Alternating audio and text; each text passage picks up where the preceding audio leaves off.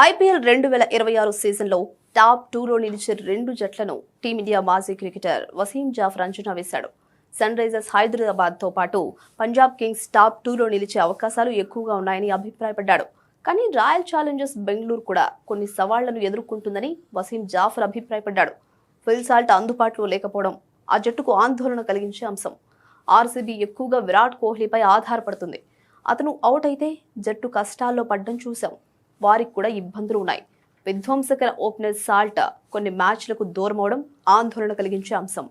ఆరంభంలో ఆర్సీబీ అద్భుతంగా ఉంది అనిపించింది. కానీ గత కొన్ని మ్యాచ్ల్లో వారు ఓడిన తీరు చూస్తుంటే వారికి కూడా చింతలు ఉన్నాయి.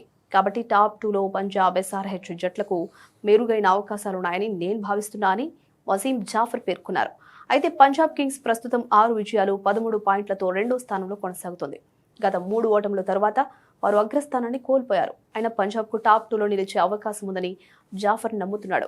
ఇక ఈ సీజన్ను ఓటమితో ప్రారంభించిన సన్ రైజర్స్ హైదరాబాద్ తొలి 4 మ్యాచ్ల్లో సన్ రైజర్స్ ఒకే విజయాన్ని నమోదు చేసింది.